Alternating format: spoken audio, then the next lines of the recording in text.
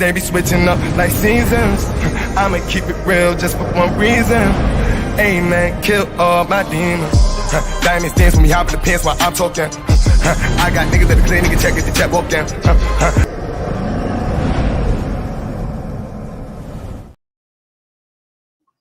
What up, though? It's the word. You see the title, we're going to talk about it. But first, do me a favor. Hit that like, and if you're new, hit that subscribe. It's free to you, but it means a lot to me. Marlene, what up, though? Rizzo, what up, though? Cat Daddy, what up, though?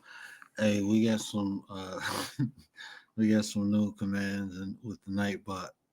I was just playing around with that when I was in Nate's chat. Hold on, let me put the banner up. Yeah, I wanted to talk about this. Validate yourself instead of looking for others to do it.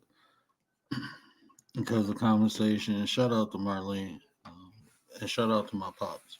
After having conversations with them, it sparked the idea. That's how most of my ideas for the shows come, is conversations with people. Um, we was on Miss April panel earlier, and we was talking about the bus driver thing, right? Um, and Marlene made some great points. That people usually um, feel the need to lower other people's standards um, because of the position they in. And when she said that, she want people want people to drop their standards so they can feel comfortable. When I heard that, it just made me think, like, so many people look for validation outside themselves instead of validating themselves. Rizzo, what's up, bro? Um, and I think that's important, that people validate themselves, because when you look for it from other people, what happens is you have this tendency of seeking approval. You need that. It's like a drug. It's an addiction.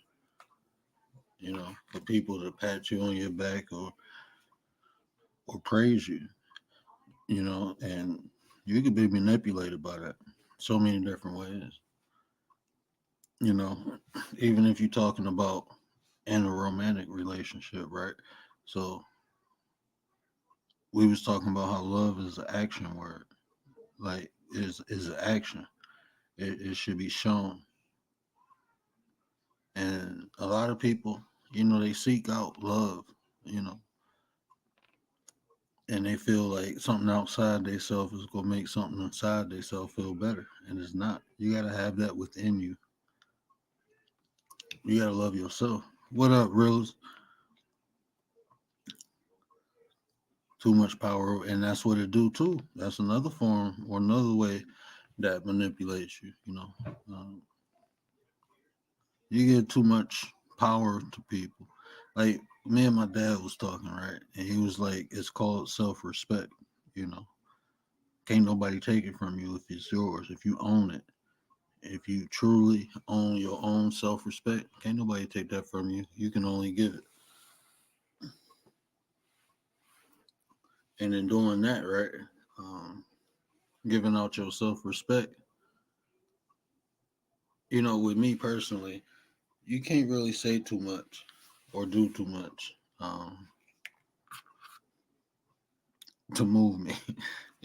I don't really care. It's um, not too much you gonna do to deter me from what I'm doing. It took me a while to get to this point, not to be affected by others, and that's not all the time. It's stuff people can do to it, but if I'm aware, like if I know you're doing this to interrupt my peace, I'm straight. I don't even pay it attention. People will always have opinions and views of you, right?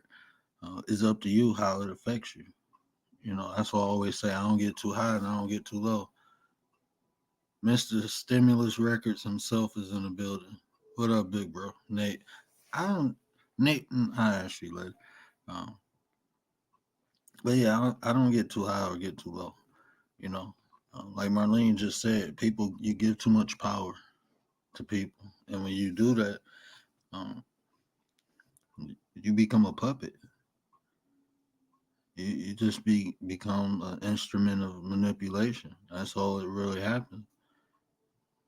Yeah, people gonna always feel the way they feel. No matter if you do good or bad, people will feel the way they feel. And ultimately, you can't really change that. You can't change the way people feel. And the more you try, the more frustrated you go get. No matter what you do, it ain't gonna be good enough. No matter what you do, people will want more.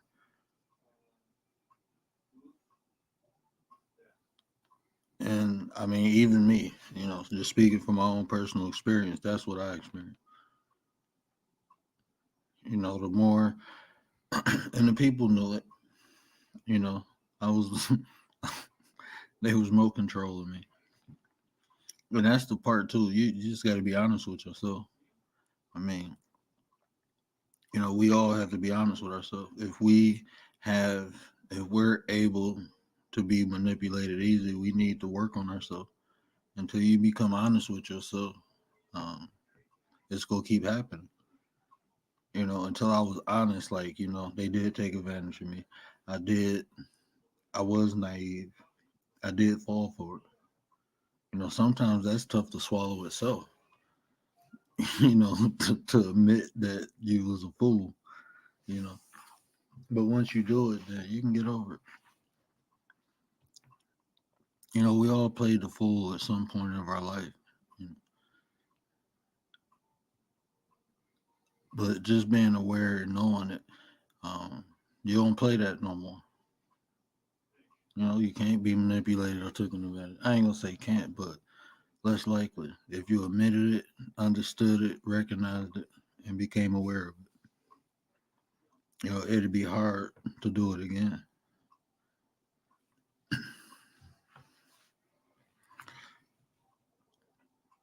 Yeah, I ain't nobody's puppet. See, at the end of the day, I was just that's so crazy because I was talking to my wife when she came home too, and I was just telling her like, um, I'm just blessed, to have found her and she was willing to marry me. I'm blessed and I know it. I don't look a gift horse in the mouth. I recognize it. What up, Amos? I recognize it. I'm aware of it, and I I embrace it. Because she allowed me to be me. She don't have no crazy expectations. She just loved me for who I am and the way I treat her. I can be goofy. I can express myself around her, no matter if it's a positive or negative emotion. I can express myself. I just made a short out of a clip Marlene said. It's important for people to be able to express themselves in their relationship, and it is, and it feel good, especially as a man. Realists, always said, we are as men. It's taboo for us to show our emotions. Like people say, they weak or soft just because they're expressing an emotion. I can do that in my relationship, and it feel good, knowing that my spouse is not judging me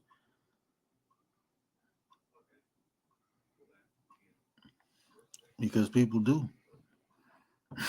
Tuna salad. I ain't looking in the chat no more.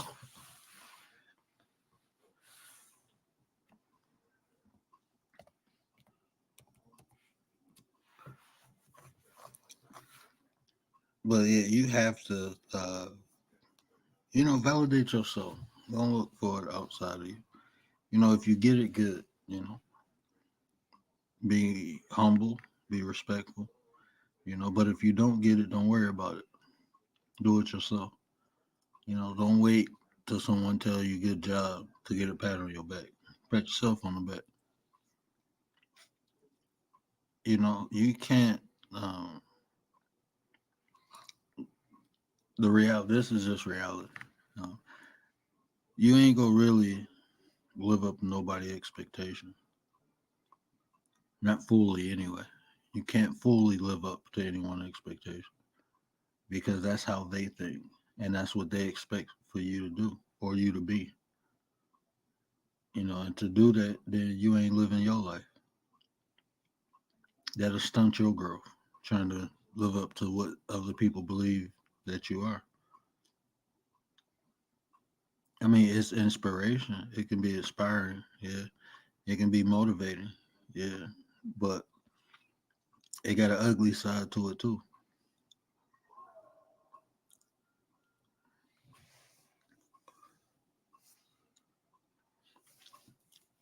Yeah, most people won't admit it.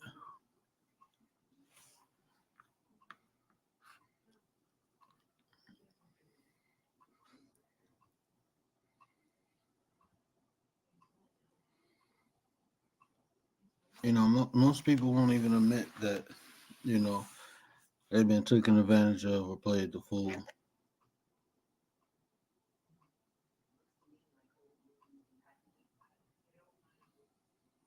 I'm just telling Lovey, um,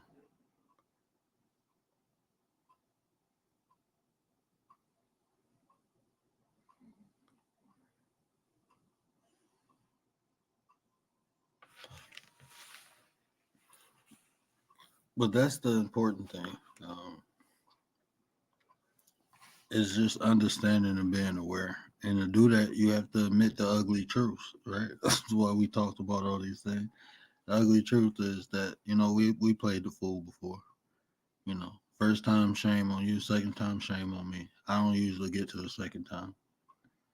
Once you show me who you are, that's who you are, and I accept it, good or bad.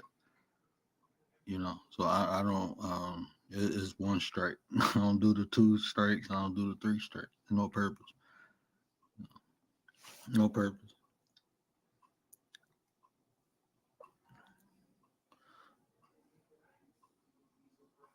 What?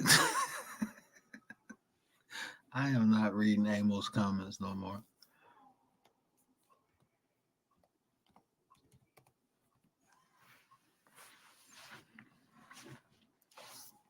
But I don't.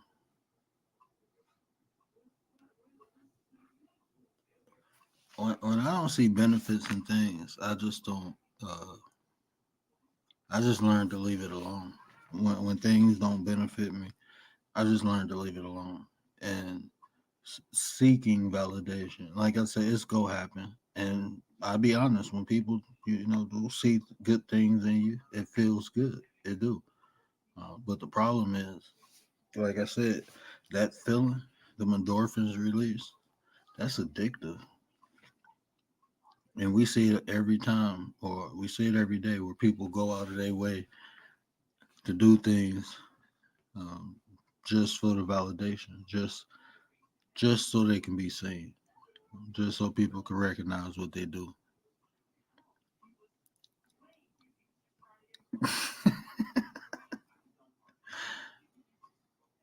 You like that one, Rose?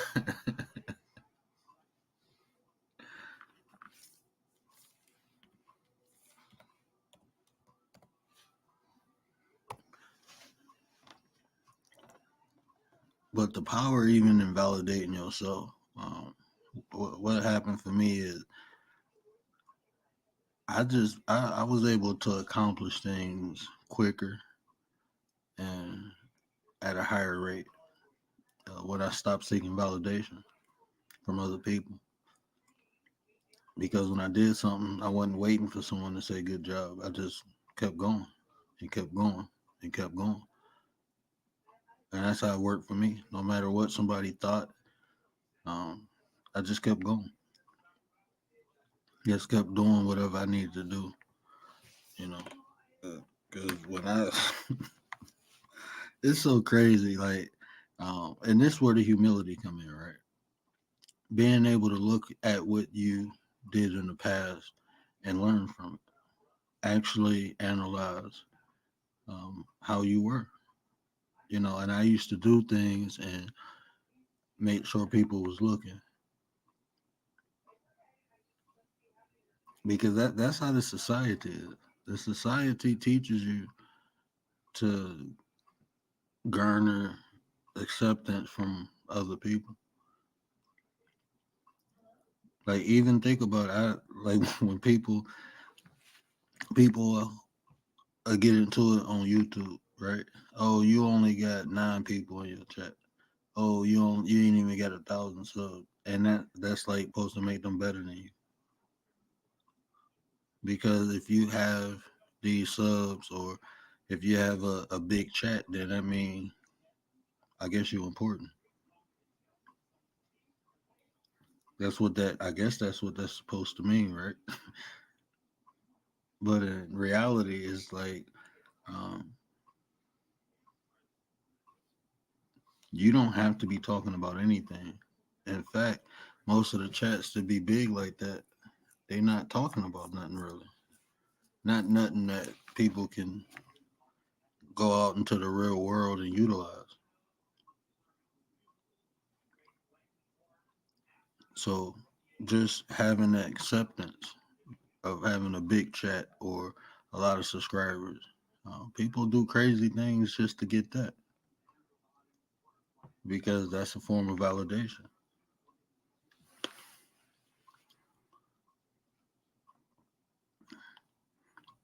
That's a form of validation for people. Yeah, I'm not knocking it. It's good. You get a lot of subs, you get a big chat. That's good, but that don't mean you better than the next person. That don't mean that. That's not what that means. That just means people are more interested in what you're talking about. And then I break it down even further. What kind of quality of people you have in there? What's the quality of the message or information that you deliver? Like I said, is it helpful? Can this information help somebody? Are you making positive changes in people's lives? If you're doing that, then that's great. But if you're doing that, I'm pretty sure you wouldn't be uh, saying that and a boo boo. You wouldn't even be looking at it like that. You know, like uh,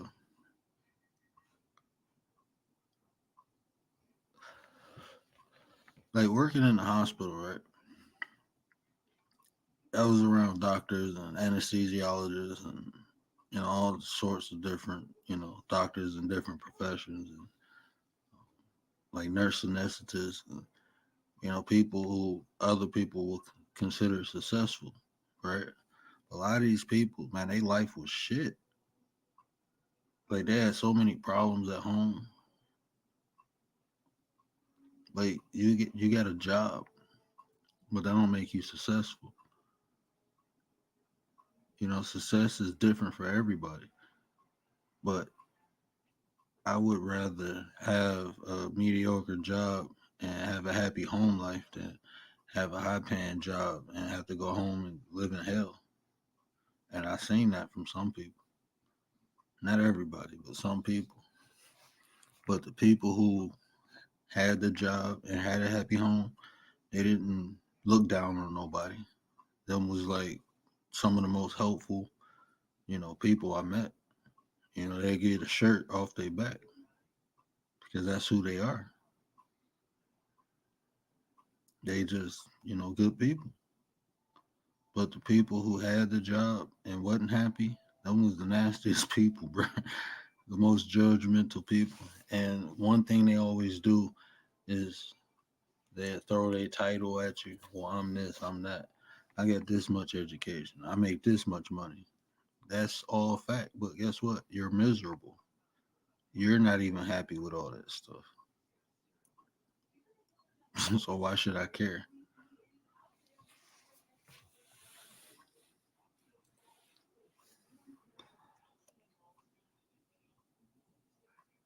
What is y'all talking about? Nate Keyboard Petty?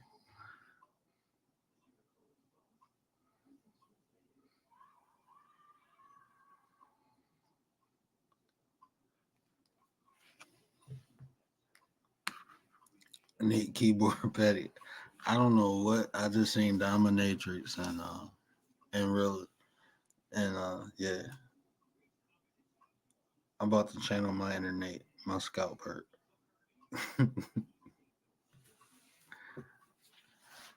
But you definitely have to just realize, like Marlene said, when you seek validation outside yourself, you're giving people power. And when you give them that power, you can't expect them not to use it. And a lot of people, most people who gain power, you see how they use it. We see, we all talk, we have experience. Giving that power away, that's almost like giving the weapon of your destruction to someone.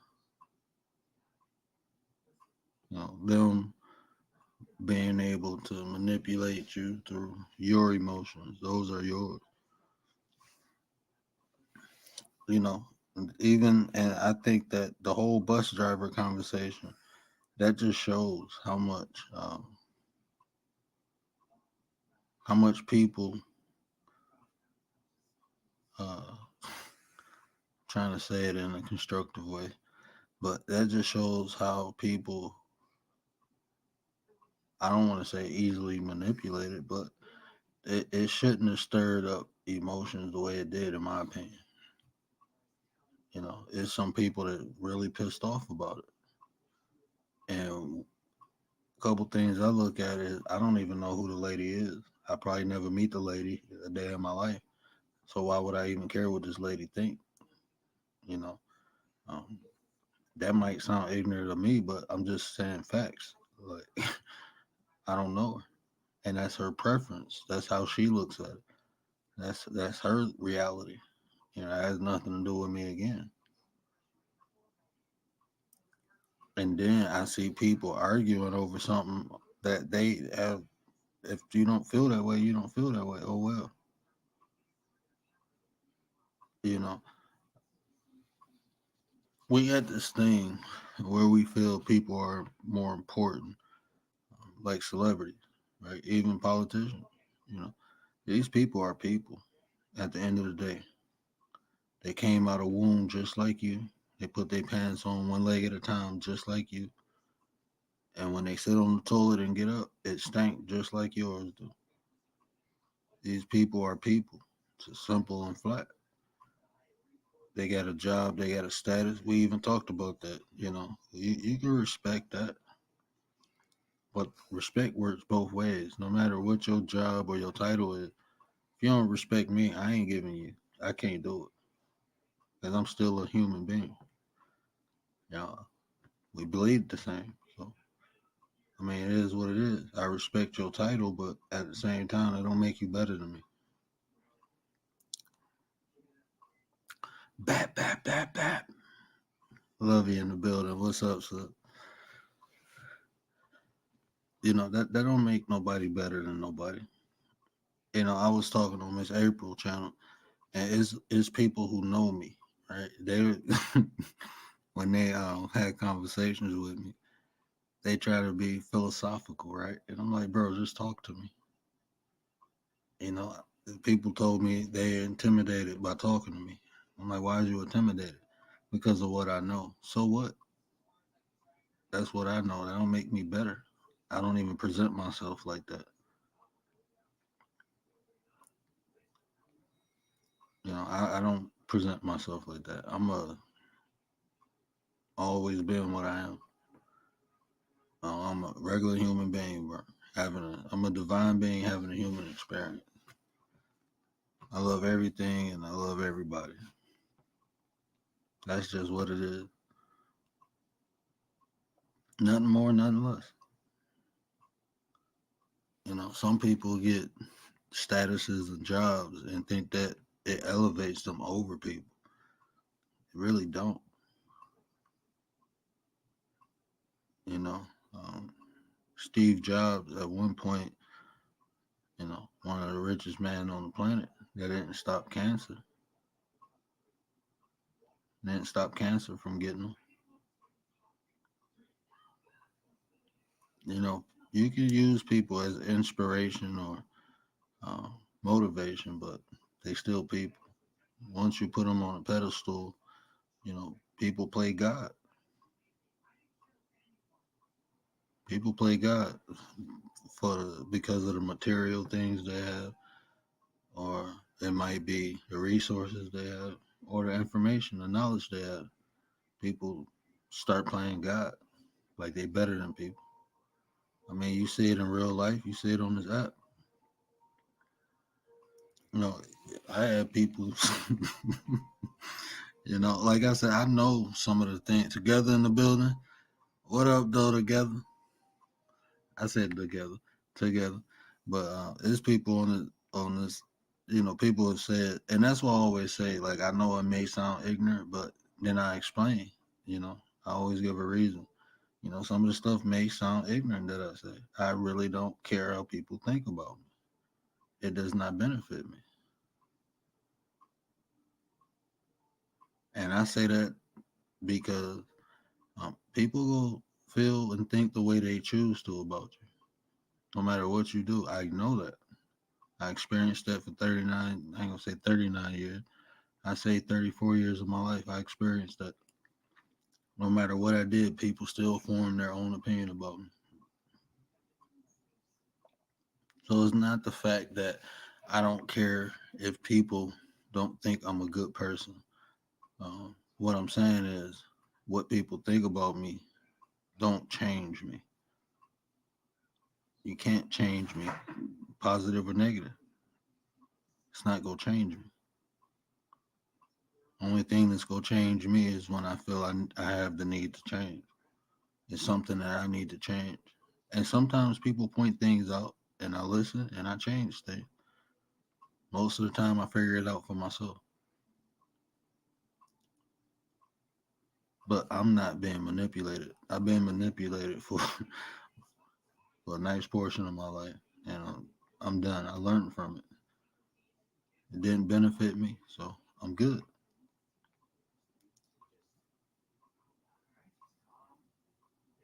I'm good.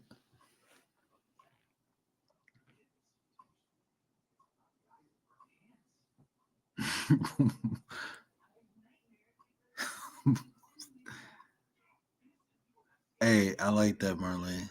And you know what? That's why I don't share my opinion about, like, I speak positively on people. But if I don't have a positive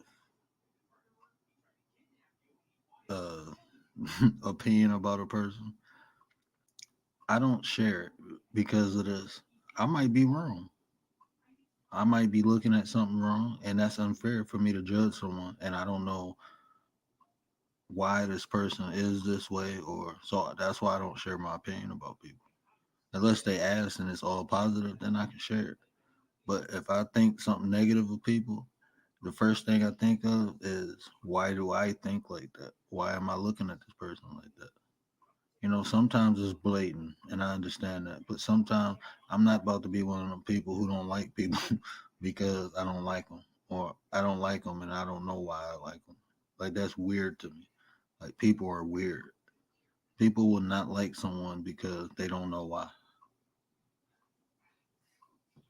I don't know why. I just don't like them. Maybe it's something in you that you see in them. That happens a lot. People project things. People project their own insecurities onto other people. I have been around people who I haven't been around people who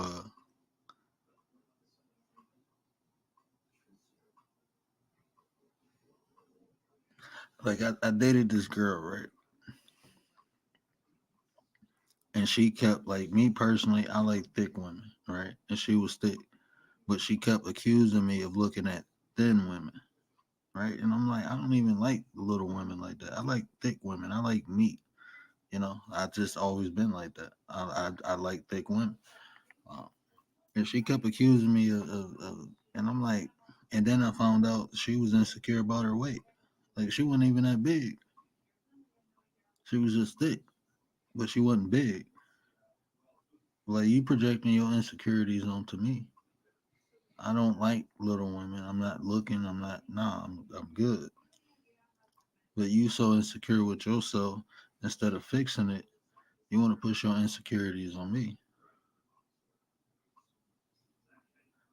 And you asked me multiple times, is your weight a problem? I'm like, you're not even thick.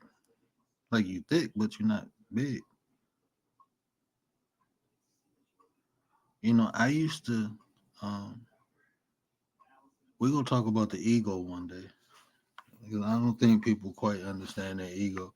And like I said, it's been programmed for self-destruct almost. It keeps you away from positive things if you ain't properly reprogram your ego. Well, and that's why a lot of people project their insecurities onto other people. It's they functioning from their ego. People will say, "Oh, I have a discernment." Like, hold on, bro, what are you talking about? I just noticed about you. I know you're doing this. I know you're sneaking. Like, I ain't doing nothing, man. That's just how you feel. Like me, I don't accuse nobody of nothing unless I got proof. Even if I feel some way, if I feel something, that just makes me more aware, and then I know to watch. But I'm not gonna put no jacket on nobody. I'm not me personally. I'm confident in myself to understand that if somebody trying to snake me, I see it. And if I don't see it and they do it, well, I'm confident enough that I ain't gonna let you cut me. You might get close enough to try, but I'm just not going. It's not gonna happen. It's not gonna happen. Um, but now I don't put jackets on people that they ain't earned, and people do that a lot. It was done to me like 5 times on. Like, oh, bro, I ain't trying to do nothing to nobody, but come on here and talk my talk and get off of here. I go support people. That's all I do, man. I'm good with people, and even there's people who don't talk to me no more because they felt like I was doing something, and I'm like, what am I doing? Like, I got kids and a wife, man. I ain't trying to. Um, I don't even break down. I don't break down nothing. I don't even if something happened. I never try to embarrass nobody. So I put a video on private before I let you know um, somebody. Even if I think it might affect someone in a negative way. I'm not using people for content. I'm straight. That's just not what I do. That's not content to me. I can come on here and push live and talk about something. Talk. I can talk about current events, but I don't choose to do that. And it's touchy sometimes, even talking about behavior. You know, but I talk about things from a first person standpoint. Because a lot of the stuff that I talk about is I talk about what I overcame. The things I fixed in myself, and I share the information and share ways I did it. And a lot of these behaviors, a lot of people, got a little bit or a lot of it. And some of it is stuff that we weren't taught.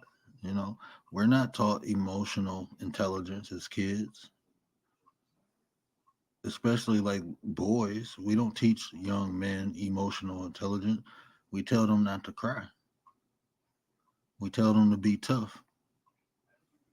We don't have them understand what this emotion is, why this emotion is being triggered, when it's triggered, how to stop it. No, we tell them to bottle it up. And now when they get older, they've been bottling this anger and this pain up for 15, 20 years, and now one day they just explode. And we wonder why. We wonder why men can't be affectionate with women. That's an emotion. We were told not to show them. We weren't told how to express emotions to women, how to be affectionate to women. No, we was told we had to be hard. So even comprehending, most people understand things, but they don't know the process of even understanding how to comprehend, how to understand what a person is conveying when they say it. That's why people get gaslit. That's why people fall for the stupid game because we only understand. So when somebody say they love you, all you do is hear it. Well, they said it, so they must mean it. If somebody said they love you and you comprehended it, you'll be able to understand that. Well, the actions prove so. So yeah, they do love me. Or your actions don't show love. So no, you just saying that shit. And now you got to look at it. Well, why is you telling me you love me when you don't love me? Oh, you're trying to lower my guard. You trying. You wouldn't be falling for the game if you understood how to comprehend. And that's just what I learned. I wouldn't have fell for the game. I get game ran on me. I can admit that because I learned from it. Not embarrassed about it. It happened.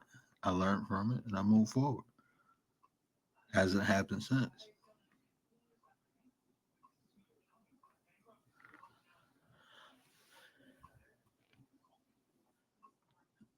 But they have no idea. I told you, petty with a smile.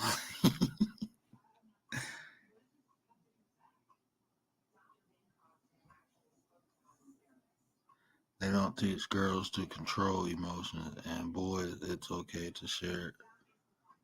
Miss Tracy in the building. What up, though, Miss Tracy? But that's we don't. It's some of the things that we had to learn the hard way, right? Um,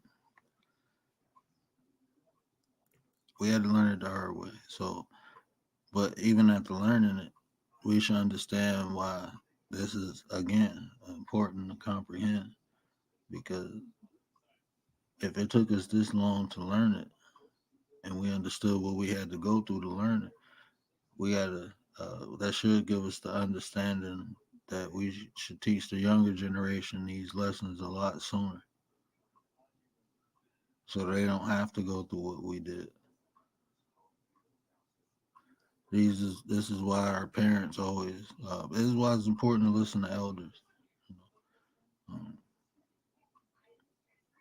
because even at my age, people been through things that I haven't been through yet. People experience things I haven't been through yet. So I'll always listen. And not just the elders, younger people too, because we live in a different age. So it's people younger than me experience things that I haven't, you know. So it's important for both. That's why I say we need each other. The older generation need the younger generation. The younger generation needs the older generation. That's actually it complements one another.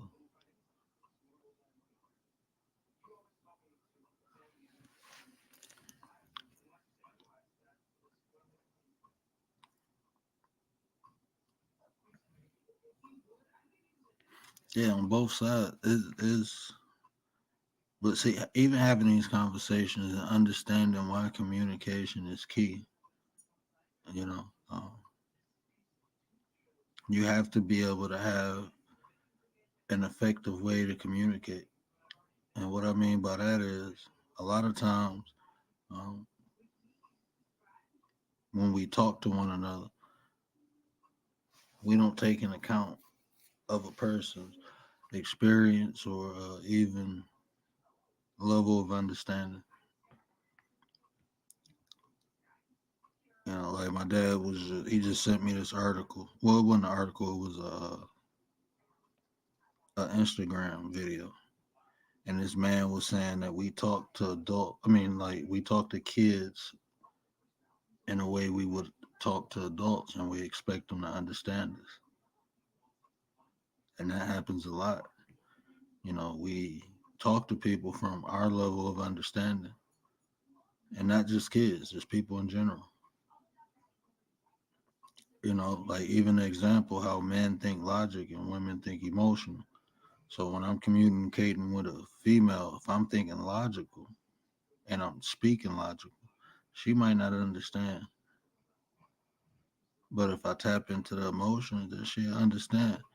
Like what me and Marlene was saying. Like I was telling her that as a man, we try to find solutions. We try to figure things out. So when you telling us something is important, if you don't tell us why, a lot of times we ignore it. We slow like that, but if you tell a man why something is important, a man, not a grown male, but a man, he will make that priority because now he knows why that's important. That's like giving him a mission. Like you explain the details of the mission. This is the objective.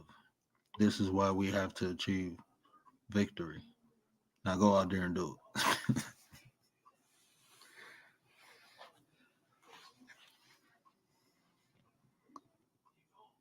Breeze, what up, though?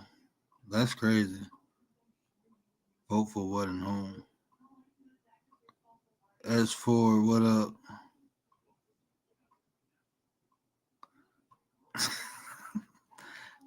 Where you at, Breeze? I know we got hit in Michigan. Yeah, we got hit with a whole bunch of immigrants from Ukraine up in Michigan. I almost said something ignorant. No. In Virginia, yeah. They usually flood the East Coast first. Why does it sound like my mic is? Oh,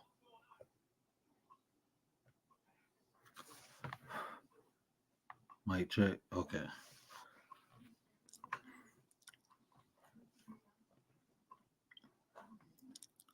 But yeah, just if I knew why it was important years ago, it would have changed who I was.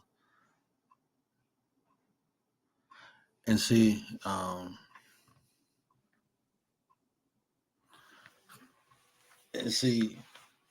that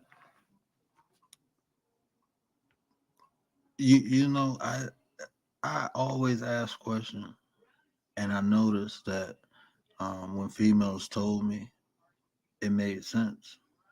But when they wouldn't tell me, like I had like females have told me, well, you should have just knew. Like, no, I don't just know. Why do you think I just supposed to know? And it's like we having the same conversation over and over, and I'm telling you, like, I don't understand. It doesn't make sense to me.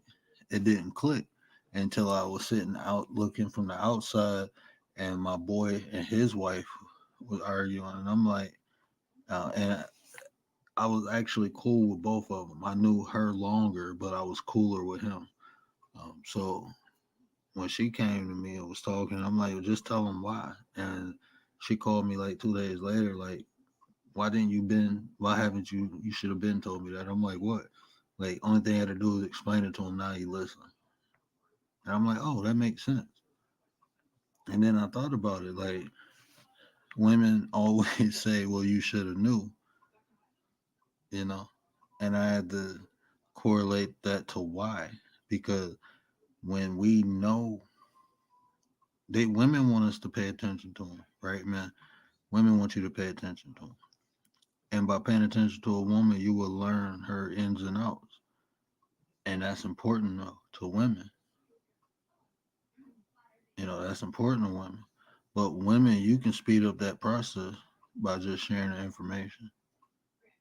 And once you share it, we'll know your ins and outs. And after a while, you won't have to explain why. We know why. After a while, we'll know why.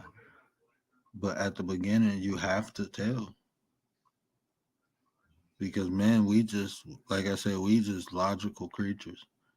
Things have to make sense. We have to make sense out of everything. This is why we have science. This is why we have philosophy. We have to, things have to make sense. Women just feel. They feel through things. That's why I'm happy my left side and my right side of the brain work. I just don't function out of one side. As for did I greet you? I'm sorry, sis. Late night resting. My wife passed, and I still can't figure her out going through her belongings. I'm even more confused. I'm sorry to hear that. Yeah, you definitely solve problems by asking questions.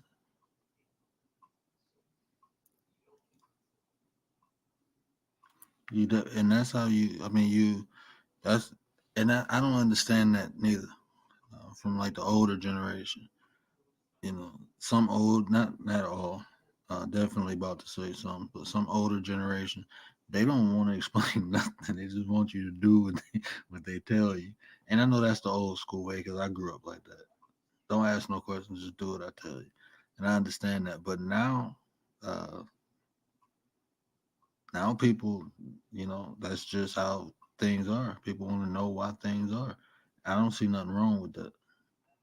If anything, like I said, even that's some sauce for the older generation. Just explain why to these young people. Just explain why you say what you say or you think the way you do. Explain it to them. That's what I do. It makes more sense. Like the young man I was mentoring, man, fell out when he was on his way to college because I told him he was rushing it. I didn't tell him why though. I just told him like you rushing this. You're not thinking rationally. But I didn't lay it out for him. And once he got there,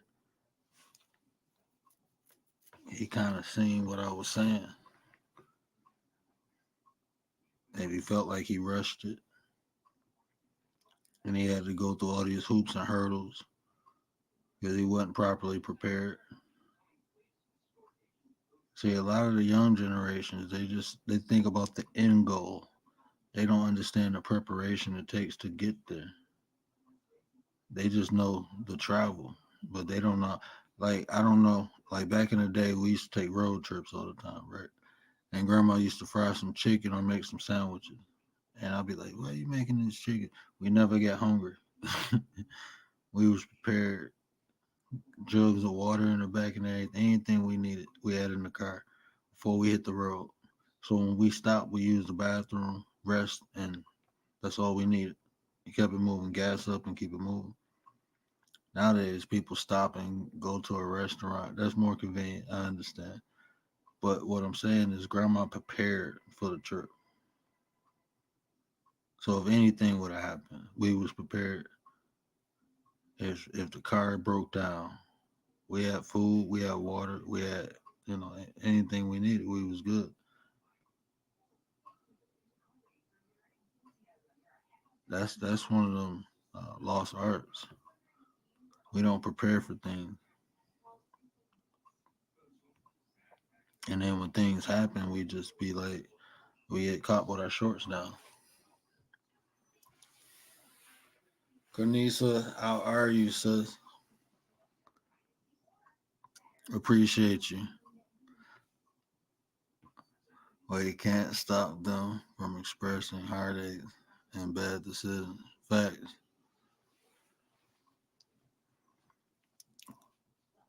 But even that preparation, that's a lost art. Most people don't prepare. I think I was on this April platform. No, we was on Nate's platform, and it was Miss 702, and she was saying that she was trying to help a young person prepare for a job interview, trying to tell them to fix their resume and all this stuff. They didn't even have an address until the day of the interview. Person did not prepare. They did not get the job. And she did everything to try to help the young person. Couldn't get through to that one. It's gonna be days like that. It's gonna be people like that. I'm doing good. I appreciate you, sir. I am doing wonderful.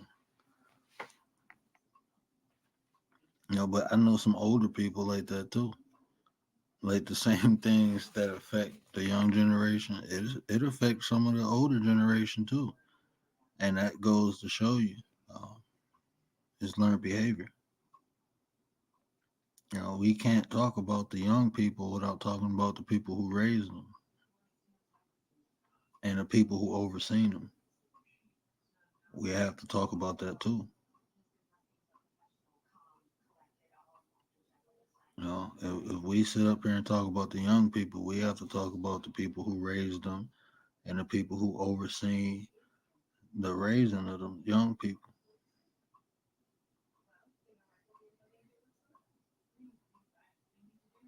Everything starts from the root. Depending on that seed you plant, that's the fruit you go grow. You can't be mad at the fruit if it's spoiled once it sprout. You got to be mad at the person planted the seed, right?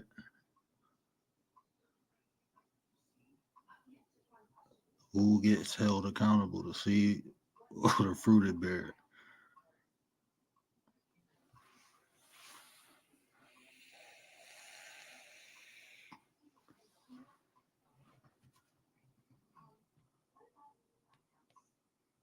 Young ones. Why? To prevent them from making bad decisions. And that's the thing too.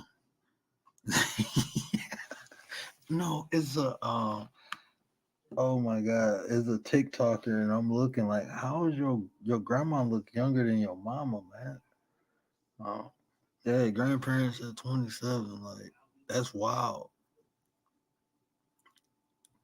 And my parents had me young. My parents had me when they was 16, but my grandma was in her fourth. No, she was in her 50s. She had my mama late. She had my mama when she was like 49. I think my grandma was like, I remember my grandma's 60th birthday for some reason. So I had to be born.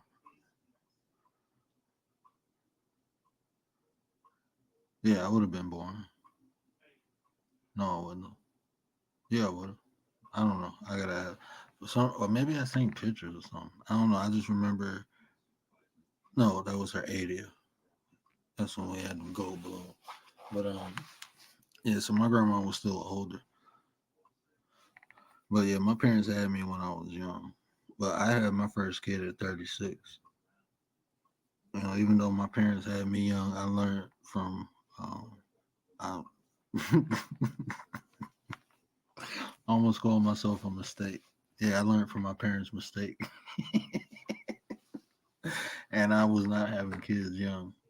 You know, I made that a point, and I know I ain't got no illegitimate children out there. But I learned from my parents' mistake, um, and I didn't have kids young, and it didn't ruin their life. They both still went to college, so, and they both still made something out there. So it didn't, having me young didn't stop them from achieving, goals. They still, they had a strong support system. My grandmother took care of me until I was 9, so they can go to school. You can't really do that nowadays. It's hard to do that. Back then that was kind of normal. A lot of people was raised by their grandparents, for different circumstances, but it wasn't uncommon. It's kind of hard now because most people, you know, most older people got to work, into their late 60s.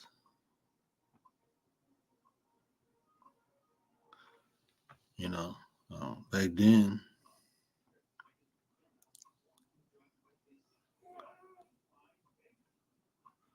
older people lack patience, but if they don't teach them, they will have a hard not life. Yeah, facts. 40 was hard.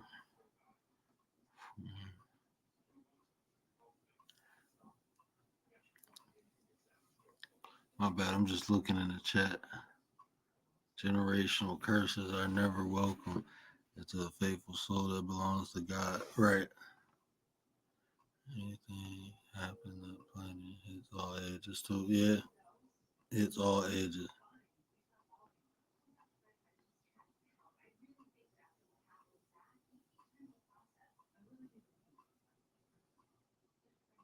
And your dad was deployed when you was born.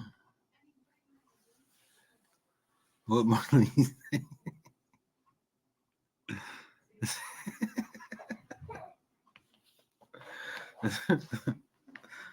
But you can't do that now. Like my parents, they only 56, right? 56. How old am I? Yeah, I think they 56. My parents only 56, so um, they ain't trying to raise no kids. They still living their life, doing their thing, you know.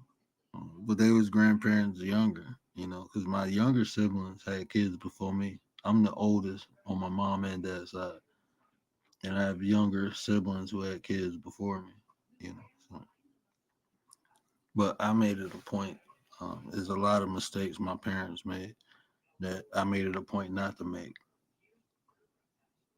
I was, conscious of it. Like I am not, I made some of the same mistakes they did, but the ones that affected me, I didn't make those because I felt it, I experienced it. I didn't like the way it felt, so I made sure not to make those mistakes.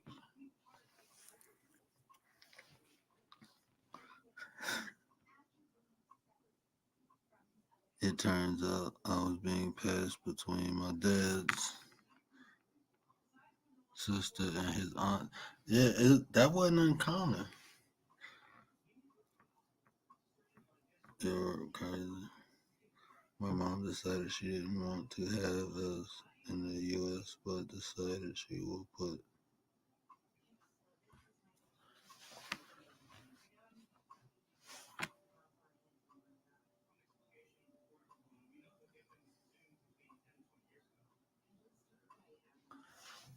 But yeah, that wasn't uncommon back in the day. Um, with a grandparent, especially, and like I said, for different circumstances, you know.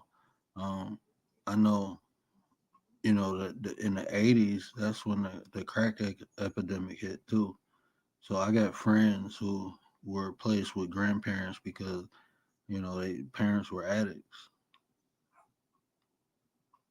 And the grandparents had to take over. So I had friends who was raised because of that. One of them, I'm not even gonna tell that story. Uh, that's somebody I respect, and no matter how I tell the story, a person, anybody can, think negative. You so I'm not gonna throw no smut on nobody's name, but that was a big thing back in the 80s, and people were placed with grandparents, aunties, uncles, sisters, brothers, cousins because of the crack epidemic. That tore a lot of homes up. Similar to what the opioid epidemic is doing. You know, um, I worked with and like I said, addiction. That's one of them things that it don't discriminate because one of the nurse anesthetists, his daughter got hooked on opioids, and he had to take care of his grandson because his daughter couldn't do it. She was strung out on opioids. So even that, and that was in 2016, 2014. She died in 2016. Her boyfriend, it was on the news. Her boyfriend murdered her and the baby. Yeah, that was unfortunate. But yeah, so that wasn't uncommon. But we have to have that discussion though on how yeah, Marlene, 22. What up, brother? Um, like the like I'm close to the grandfather. I worked with him, and he was one of them dudes who was real cool. Always looked out for me, and we built a bond. And when I was younger, I used to attach myself to people. But it was good people. Like me and him are still really good friends right now. He called and check up on me probably once or twice a month. He retired now, moved out of Michigan. They moved down to Tennessee. So, but when that happened, like he good people. Uh, His daughter got mixed up with the wrong people, and that was his only kid. And when like the dude like stabbed her and his own child, it was his child, you know. And when that happened, like he is like one of the most passive people, always smiling, baking cookies, like real cool dude here in their Sonesity. A real cool dude. Just joy. He found joy in anything and everything. He always found a silver lining. And to see how that ripped him up, it made me mad. Like I had so much rage in my heart. Like I just wanted to find this dude and hurt him. And I didn't even know why. Just because he was hurting. Like I kept putting myself in his shoes. Like that was my daughter. Like I felt his pain. I felt his loss. Like that's something I can imagine it. As a father now, I can imagine it. You know, you do everything to raise your kid, right? He did everything. You know, she just fell victim, you know, and by being, addicted and addict is the type of people she start hanging around. And it ultimately cost her life. But she was, I mean, uh, that's why I don't judge people. You know, I've fought addictions. I got family members who been addicted to narcotics, that's recovering addicts, because you're either active addict or recovering addict. Once an addict, always an addict. It's just what phase of addiction you're in. Are you active or are you recovered? And I learned that from um, going to meetings, with loved ones, listening to people's stories. And, um, you don't never know a person's pain. And like just hearing some of them stories and then hearing the stories of my loved ones, so now when I see somebody who's addicted or in the active state, I don't judge them. Some of these people, were good people at one point in time, good jobs, healthy family life.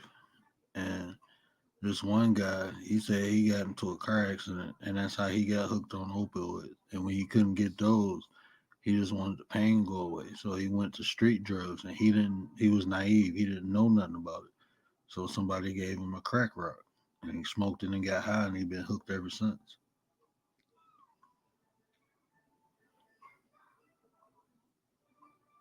This dude he was part owner of a car wash.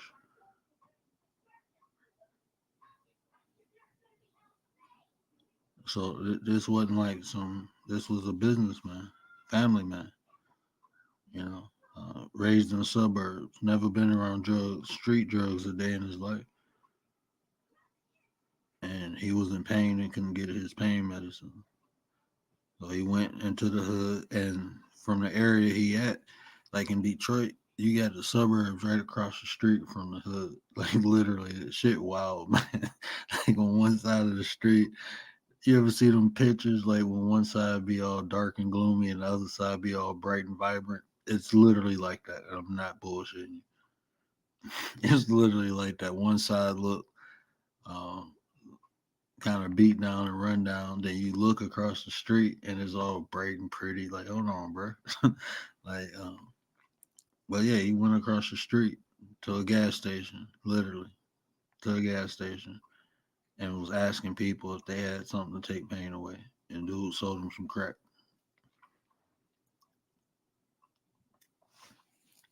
That dude at the gas station sold him a weed pipe to smoke it out of. This is what he telling us. This is his story that he was telling. And he said after that he been hooked on it. He said that changed his life forever in a worse way, but it changed it. and it took him 5 years. Lost his family, lost his house, lost his business, hit rock bottom.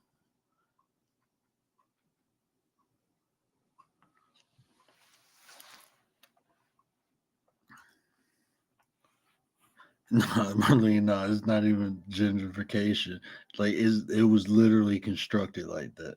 Like I'm talking about you on one side of the street, you probably have they're not mansions. They're like 4 or 5 bedroom homes, probably no more than 25, 26,000. I mean 2,600 square feet. And then on the other side, you got duplexes, collectively probably 1,800 square feet. Um, they separated, and then like the side that I'm talking about, like uh, is by the water, so it's closer. Like the main road takes you downtown Detroit, and it's water. So this is where all the doctors and a lot of the sports players, like the Red Wings, used to live over. A lot of the I went to Chris Draper's house, and this is crazy. Like this is how crazy it'd be because it'd be people so afraid to go across the side of the street because they don't play, and a lot of like it's 3 different suburbs over there. It's like rich, richer, and the richest, right? But all 3 suburbs have armed security riding around. Now they do. When I was younger, they didn't, but now they do. So people don't go over there fucking around. Um, but the people over there will come over into the hood bars, right? There's a couple bars. It's a main road, not a main road. It's a I guess a 4-way street, 2 lanes on each side that separate the suburbs from the hood, right? And it's a bar, and the people like the people from the suburbs are coming across the street to the hood bars. But then it's a suburb bar that nobody from the hood go to. Cause you go across the street, they'll be on you. It's crazy. But like it blew my mind. No. Like cause I'm from the backwoods. Like this whole city life when I was a kid, I'm looking like um, and I just seen big houses. And I used to ride my bike and I played AAU basketball. So a couple of the kids that lived in the suburbs, I played on teams with them. So I would go over there, but the other kids from the hood be like, "No, don't go over there, don't go over there." And I'm like, "What?" But I knew the people, so I go over there and hoop and come back. So for me, it was different. I was able to go over there because people knew me. But a lot of the people, like like that movie 8 Mile with Eminem. Um, 8 miles is a real mile. But once you go across 8 Mile, it's different now. But like when I first moved up here, that was considered the suburbs across 8 Mile. So once you go across 8 Mile, now you're in the burb. So like growing up, when I first started driving, I go across 8 Mile, everybody start freaking out. Like people didn't cross this street. This was a bigger street though. Um, but now, like you have to go up to like 10 or 15 miles. Like between 10 and 15 miles considered suburbs because from 8 to 10 is all the hood. That shit kind of hood now. Yeah, that shit kind of hood. Detroit, Detroit is a beautiful city. You get a variety of everything. You see some of everything in Detroit. There's a section of the city, right, where this dude, he was homeless. He was a squatter, but it was like a whole block of abandoned houses, and he used to decorate them. He used to paint them like pictures on the houses, and he'd make art out of like teddy bears and dolls people threw away, and they stamped it. Like you can, if you come visit it. Damn, I forgot the name of the street. It's on the tip of my tongue. But you come visit it, and a lot of it they made historical. I think like two or three houses they deemed them historical because the man ended up dying. And after he died, they made the house historical because it really is art. It really is art. It's pockets in Detroit, like the doctor I was telling you about. That like if you heard, I used to always talk about top five neurosurgeon. I was real cool with. That's the doctor who just got killed. Um, but in the area he stayed in, it's called Boston Edison, right? So this is another like suburb area. Now this is literally smack dab in the middle of the hood. It's like 4 to 5 blocks of mansions, and it's surrounded by like decrepit old houses. But it's like 4 blocks of mansion, $1 million homes, smack dab in the middle of the city. That shit crazy, man.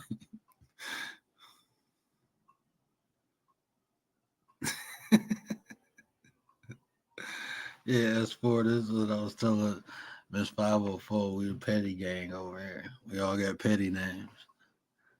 I'm still making the commands, but we got Petty with a smile. We got Pretty Wild Petty. Nate is Smorgasbord Petty. Whatever petty name he feel like being that day, that's what Nate is. Not even that day, that minute. Nate be having petty names every other minute. We got the realest Petty. Um, we got Bush's Petty somewhere hiding. You Drip King Petty, huh? No, we gonna call you I'm Good Petty. That's your petty name, Riz. I mean, RZA. I'm Good Petty.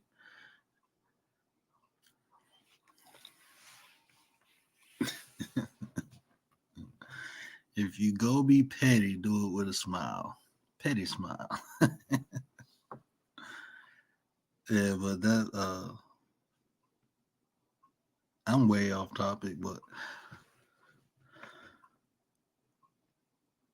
I just think it's important for. Did I drop the link? I don't know if it's pinned or if I dropped it. I know I meant to pin it. I don't think I pinned it.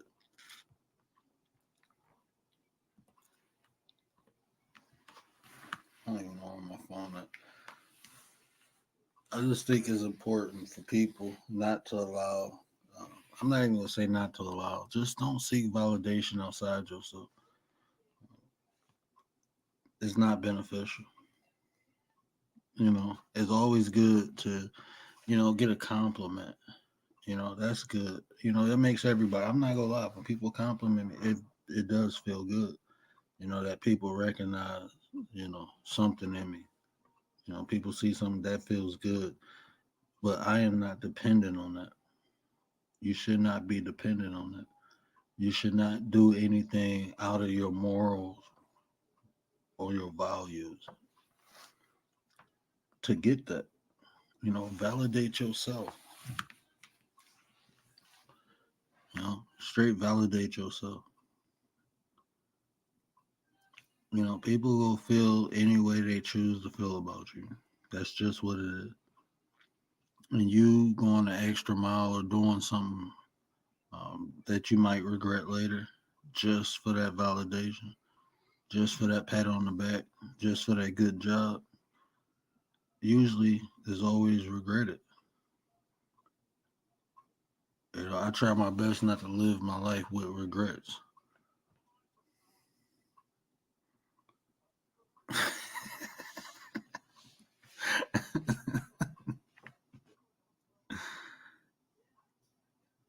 You've been messy, messy petty. But yeah, don't it is no benefit in it. You know, you should start looking at things and saying and asking that question: what is the benefit? Even the things you do. I look at a lot of my ways, like, um, and I ask myself, how does it benefit me? And if it don't benefit me, I recognize that's something that need to be changed. I used to be real, like, I'm laid back now and calm. I wasn't always like this. I was a pop off. But I've never been one of those people who bark. You know, if I was gonna do something, I just did it, and I just live with the consequences. Like I used to be reckless. Like I think about some of the things.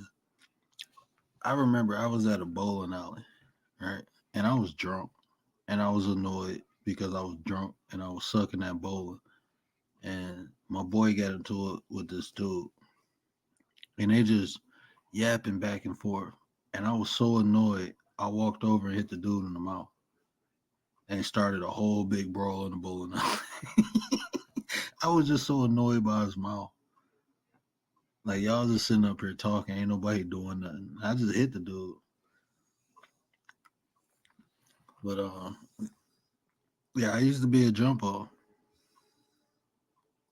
but it didn't benefit me. Being angry, being upset, being mad, um, it had no benefit.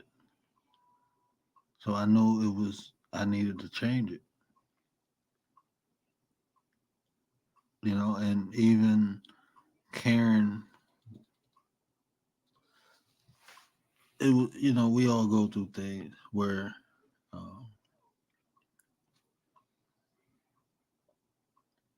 where we want people to think good things about us, right? But then we experience catering to the wrong person, and me doing that made me realize like no matter what I do, it's never gonna be good enough. So I just stopped, and I found peace in that. I'm gonna just be myself, and by doing that, the right people will appreciate me for who I am, and that's how I live my life now. I just do me. Is it things that I change? Of course. Like I said, I will question myself, but ultimately, I'm gonna do me because I'm the one who has to look in the mirror at the end of the night and be able to be okay. I wasn't able to do that. It was a portion of my life where I didn't want to look in the mirror. I didn't want to see what I was. You know, Having self accountability. Oh no, I ain't want none of that. I ain't want to be accountable for nothing I did. You know, but the more I became accountable, the more aware and more power or control I had over myself. But the more I held myself accountable, the less people were able to manipulate me through words, through actions, through any sort. Because instead of like I use my ex-wife, for an example. That's probably the best example I can give. Like if y'all knew, if y'all knew how much she got me for, y'all would be pissed off. Y'all will be pissed. My wife is still pissed. I'm like, you didn't even know me. But we would have, it don't matter what we would have had. You didn't know me when that happened. So it did not affect you. I have to tell my wife that because anytime my ex-wife is brought up, first thing she says is the money. But instead of me being mad at her, I took accountability because even though she took it, I gave her access to it. If I never gave her access to it, she could have never took it. So I can sit up here and be mad at her for taking it, or I can learn from the mistake I made. I can learn how she was able to hurt me. A lot of people don't do that. When people hurt you, you have to take an account of how they was able to get that close to hurt you.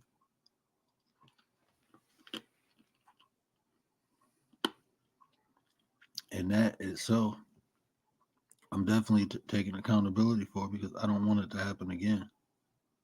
So I learned from it. But that's what personal accountability, that's how it works for me. It's not taking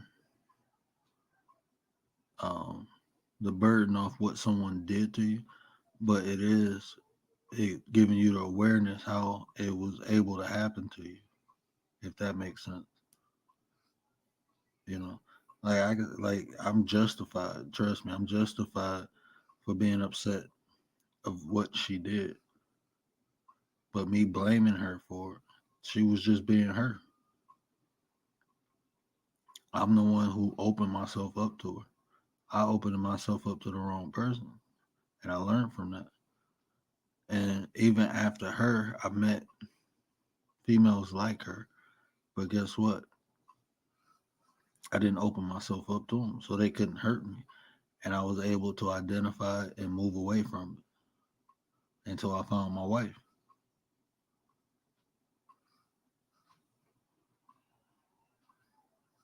And the two women after her just gave me more clarity of what I didn't want, so I can define what I did want. Because my first wife, she was a ride or die chick. Like if I had to do something, she would have been right there doing it with me. And when I was younger, I thought that's what I wanted because with the type of lifestyle I was living and coming out of, that's what I needed. But that's not who I was or what I was. But it took the experience for me to learn, to understand. And that's why I tell people, your past is there for you to learn from. No point in being ashamed of it. And can't nobody shame me from my past. And this is off subject, but to me that's like weak too. Like I hate when people talk about what somebody did 10, 15 years ago. Like I could if they're still doing it, then yeah, okay. But if somebody did something that long ago, that shit kind of corny for you to even throw that in somebody's face. We do stupid stuff when we young. I did some of the stupid like if y'all knew what I did, you'd be like, man, this dude crazy. I can't even tell you what I did. There's still a statute of limitations on shit. But I'm serious. Like people be throwing people past stuff. Sometimes it be like 20 years. Like hold on, 20 years. Like shit. Some people wouldn't even. They would just now, man. Like come on, man. That'd be so corny to me. But if you currently still doing something you did 20 years ago, yeah, I think that probably should be brought to your awareness. Like, look, uh, but people they throw spaghetti at the wall and hope it stick.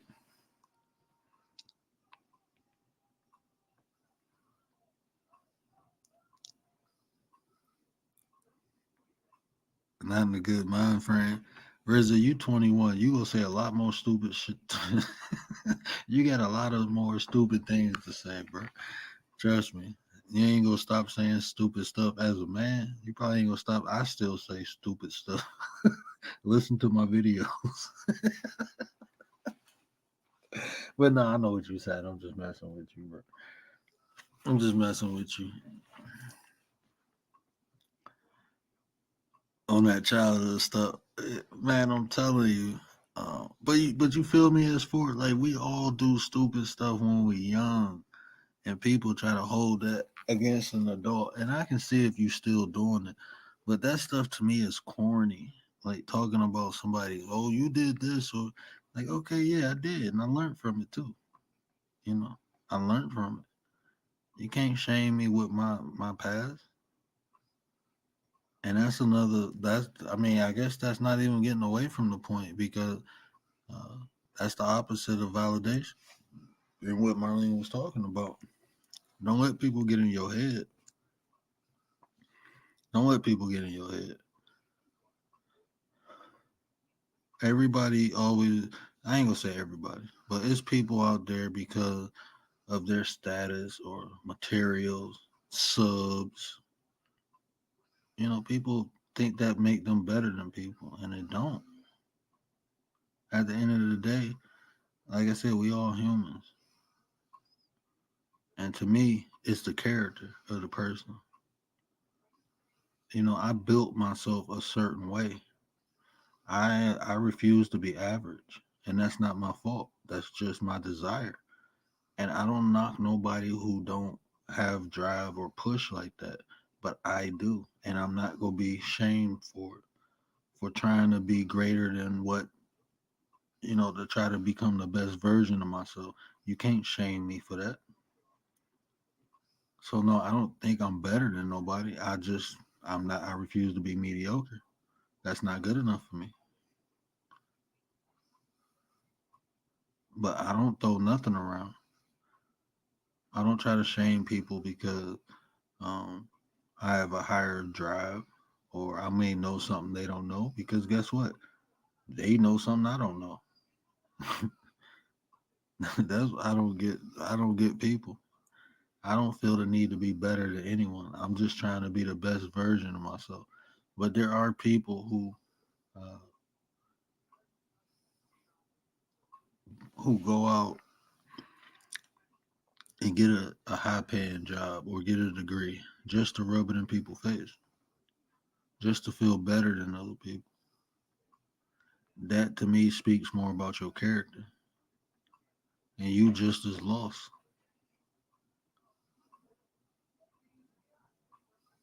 You just as lost.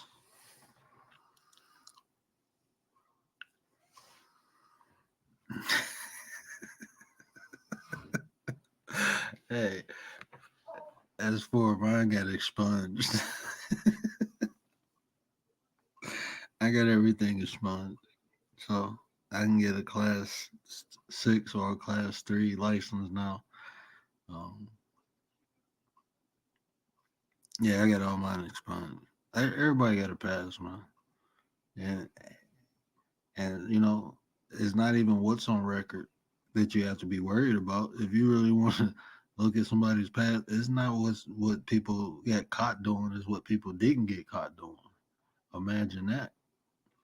Imagine the things that people did and got away with that nobody know about. I mean, I'd be more interested in that. I just know what I got away with. So I can only imagine what other people got away with.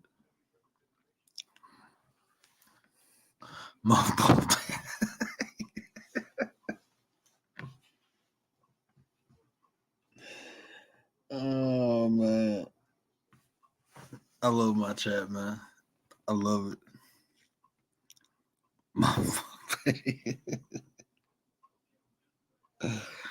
But yeah, definitely. Um, there's no purpose of seeking validation outside yourself. Like I said, it feels good when people pat you on your back and say good job. It do. But you shouldn't thrive off of that. Because that could be an addiction. You'll become a clout chaser monster, seeking validation. And don't let nobody tear you down either. Other people's opinions of you are just theirs. They're not yours. I always tell people, like my young dudes, I always tell them like, um, they they ask me an opinion, and I tell them the opinion is only valid if someone is seeking it. Other than that, it's not important to nobody but me. They say no, I'm asking for you for it. I'm like, I don't think you really want it. I'm like, you don't want it, but then I give it to them if they do want it. But an opinion is only valuable if somebody's asking for it. I hear so many people say, "Well, I just want my opinion heard." Okay, what's the point of sharing it if don't nobody want to hear it? If you just want something to be heard, then just say it. But say it to yourself. That's just how I feel. That's. I'm not saying that's the golden rule. That just makes sense to me. I just know me personally. Like I said, because and this is just me personally. A lot of times, I might not have all the information to give an accurate assessment. And for me, it's just irresponsible. But that's the way I operate. You know, I know I'm weird. I'm a weirdo. I'm not weird. I'm a weirdo.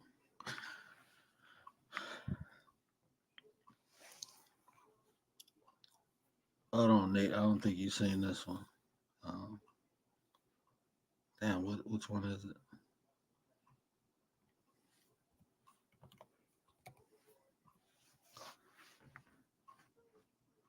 Nope, I spelled that wrong.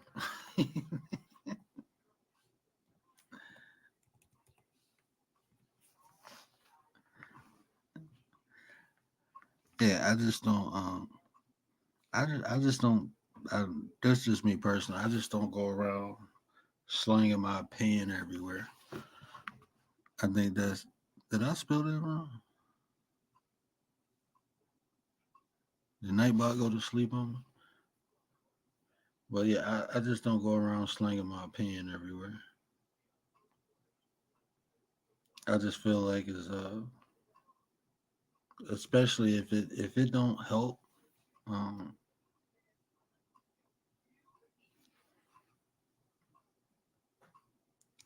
I don't know. Maybe that's just my.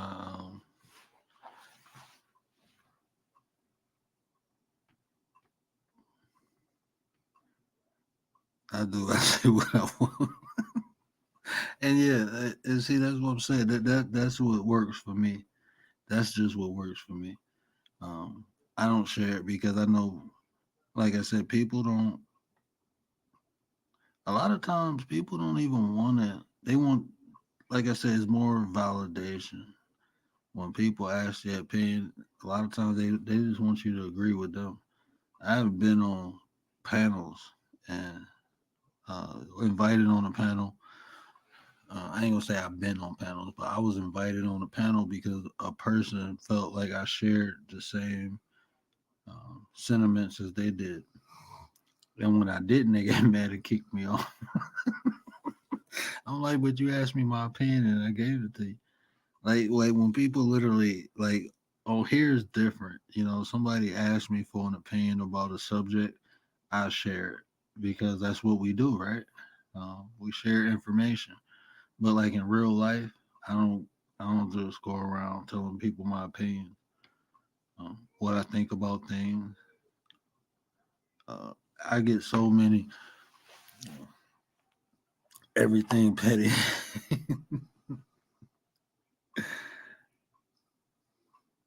You can be just petty as for it. If you want to be just petty, you can have that name. If you want to be just petty,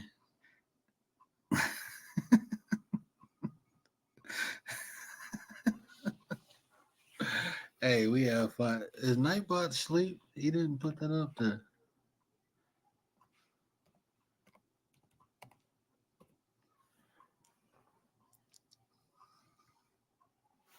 I got Leticia's in here too.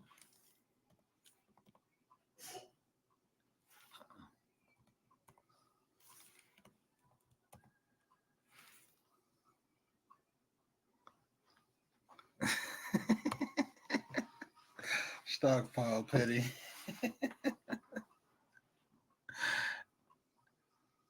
Hey Nate, I give you credit for that petty site.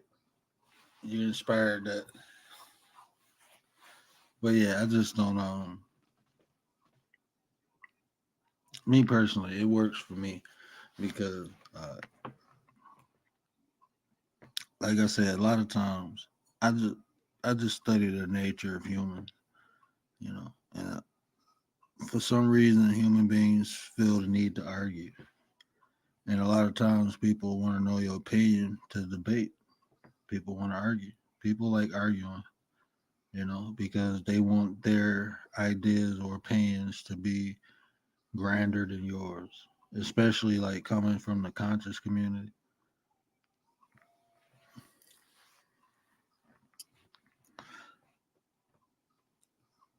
Yeah, and a lot of people feel that way. I think it's majority of the people. Um, like I said, you know, that's why I do self reflection and I take accountability. You know, because before I pass judgment on another man, I look at myself. You know, so I don't even. There's no purpose in me judging people, and it works for me. It keeps me humble. You know, um, but that works for me. And see, that's what even in like the conversation we was having earlier, Miss April Page, you know, we all different. We got similarities, but ultimately we all different. We think different, we act different, we associate things differently, we assimilate information differently. Um, we all different.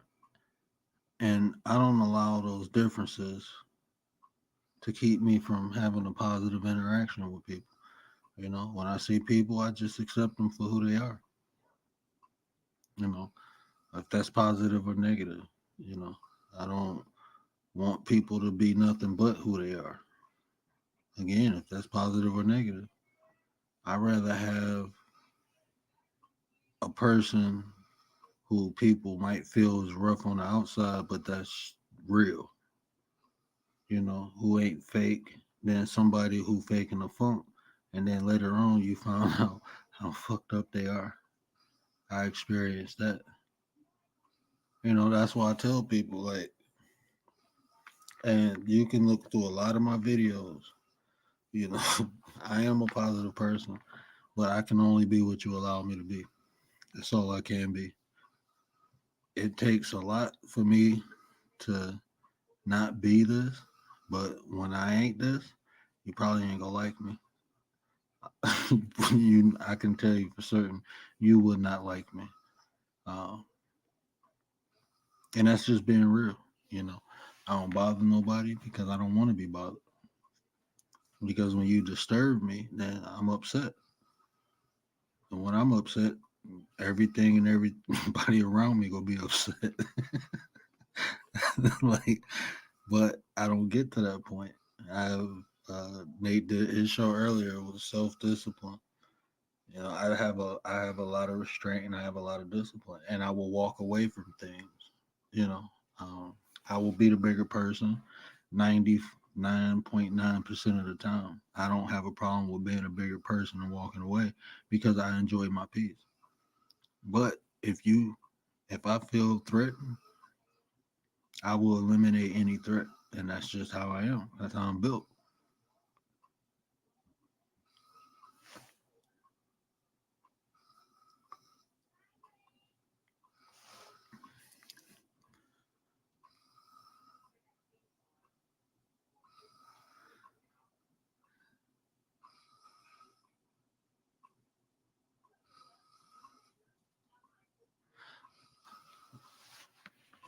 You know what, Riza? I had people tell me that the word annoying doesn't exist.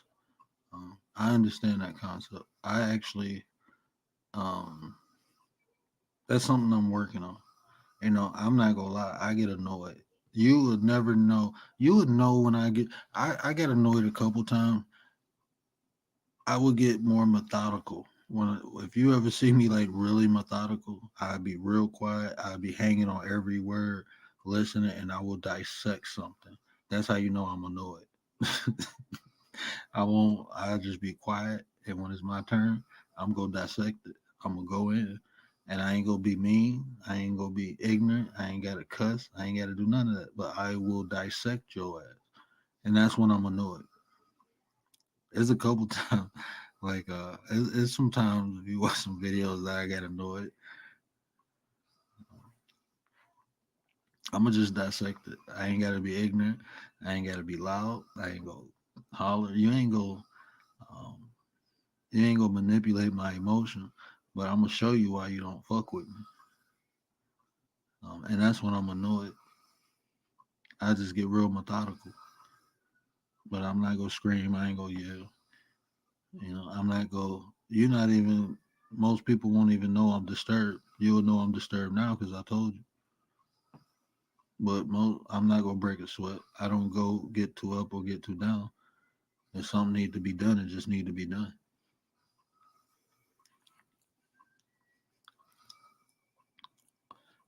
That's how you know when I'm annoyed. But I feel that concept, and I'm trying to adhere to it. Um, it's a process, but I like that. That's another way you can take power back.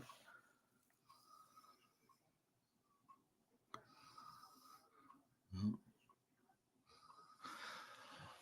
Let me get off here. It's 4 in the morning. I gotta get up in 4 hours. Um, I appreciate y'all rocking with me. And tomorrow's Friday. Oh shit, we're gonna be on gas. So I gotta move. So probably Saturday. I wanna do that um older and younger generation of disconnect. And I would greatly appreciate it if we flood the panel. I think I can hold 10 people, but I think that's a conversation that should be had. But I want it to be a discussion. I don't want it to be one side bashing the other side. So we can speak general. We can speak from our own experience and our own insight. We don't have to generalize anything. Um, but I think that discussion is good so young people can hear how older generation people see things, and the older generation can see how the younger generation sees things, and that way we can come to a solution, to a compromise. And like I said, these conversations we have on here, we can take what we learned off of here. And those conversations I always try to have. Those to me are fruitful. And like I said, a lot of these things that I even talk about is things that affected me in my life and people close to me. And I found solutions. And I'm not saying that what worked for me will work for other people, but having a conversation, people have similar experiences. So, and they have ways that things that work for them. And maybe my way don't work, but maybe someone else shares what they did and it helps somebody.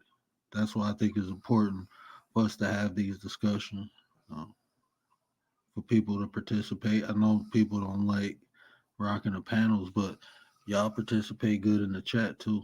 That's another form of participation. I greatly appreciate that because the chat a lot of times help me make the content. People hitting the panel help me, but the chat, y'all be on fire, you know, dropping gems all in the chat. So, yeah, I would greatly appreciate, interactions with some young people and some OGs. I'm gonna do it Saturday, um, and that way, damn, can't do it early Saturday though.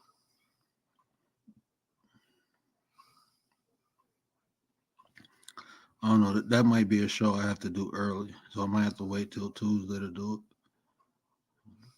Yeah, I put a community post up to see if people interested in joining the panel, and I can do an earlier show Tuesday, like around like 7 or 8. I should be able to do a show, and I think we have more participants. So I put a community post up to see if people willing to participate. Just when you see it, do me a favor, just share it out, and that way, like I said, I can hold up to 10 people. I'm gonna be more of a moderator, so. Um, but yeah, I appreciate y'all rocking out with your boy, listening to me rant. But y'all know what I always say: care about how you feel, and these are conversations to build nations, right? And do me a favor, tell somebody to tell somebody. Hit that share button. Help me spread the word. And that's all I got for you. And I don't know how soon. I'm just waiting for this trademark to go through. I had some complications with it, but I think I fixed it and just gotta wait another 14 days for it to go through. But as soon as I get that done, we gonna get that These People Are Weird merch going on. I got you, Marlene. These people are weird, man. They be switching up like seasons. I'ma keep it real just for one reason. Amen, kill all my demons. Diamonds dance when we hop in the pants while I'm talking. I got niggas that the clean nigga check if the chat walking.